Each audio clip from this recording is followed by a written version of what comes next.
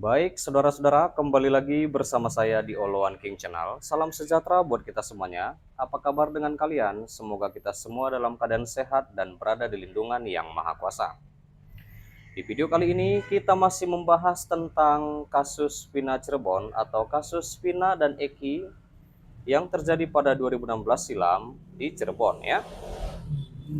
Nah, di sini kita bisa melihat video cuplikan dari Bunda Widya yang lagi dan lagi bersuara lantang dan keras di kasus Vina Cirebon yang terjadi pada 2016 silam.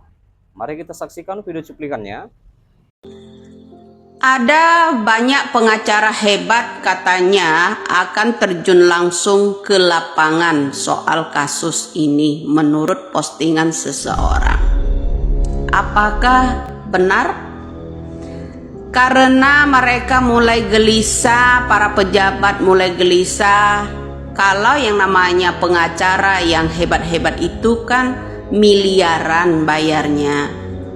Lalu untuk melawan yang namanya pernyataan mantan Bareskrim kita, yaitu Bapak Susno Doaji, membuat pernyataan di televisi bahwa kalau Peggy Setiawan itu tolong dibebaskan karena Saka Tata itu orang yang tidak bersalah, termasuk yang namanya Peggy Setiawan yang ditahan seorang kuli bangunan tersebut. Sepertinya yang saya amati banyak pejabat yang gelisah ketika Bapak Susno Doaji membuat pernyataan bahwa Peggy Setiawan kuli bangunan belum lama katanya cek psikolog itu ya. Pernyataan Bapak mantan Bareskrim kita yaitu Susno Doaji bilang kalau yang namanya Peggy Setiawan itu tolong dibebaskan. Bebaskanlah. Nah, sepertinya guys banyak yang geram di luar kalau Peggy Setiawan kuli bangunan itu diminta dibebaskan. Lalu yang belum saya dengar pernyataan dari seorang pemimpin negara. Apabila ada rakyat kecil ditangkap, salah tangkap dan tidak ada klarifikasi sama sekali atau angkat bicara. Kemudian Bapak Jokowi juga seorang presiden tidak ada instruksi untuk menyampaikan sesuatu kepada Bapak Kapolri Republik Indonesia untuk berbicara tegas akan membebaskan yang namanya Peggy Setiawan. Di mana keadilan itu?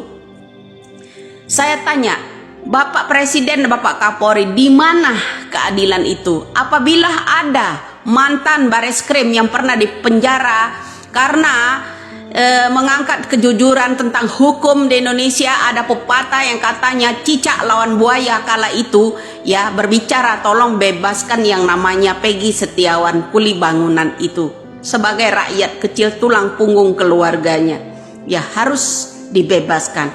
Kemudian banyak orang menurunkan pengacara-pengacara yang hebat yang nilainya kalau disewa itu enggak tanggung-tanggung sampai miliaran ya kan.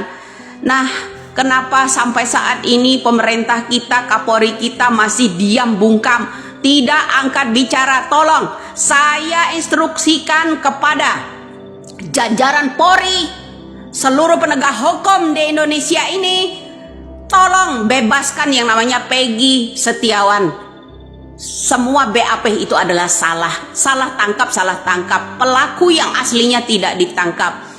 Dan kemudian untuk Bapak Kapolri juga, kenapa tidak ada instruksi untuk anak buahnya kepada yang terhormat bapak-bapak jajaran Polri, Polres dan sekitarnya ya, Polda dan lain-lain itu, tolong dipanggil semua. Iya, jadi itulah video cuplikan dari Bunda Widya. Saudara-saudara, kita sudah mendengarkannya. Nah, di sini juga dikatakan bahwa kuasa hukum Saka Tatal itu melaporkan 3 saksi kunci, di mana tim kuasa hukum salah satu mantan terpidana di kasus Vina Cirebon yaitu Saka Tatal mendatangi Polres Cirebon Kota pada Minggu tanggal 9 bulan 6 2024. Itu pada malam hari ya. Kedatangan mereka untuk melaporkan 3 orang saksi kunci, yakni AF,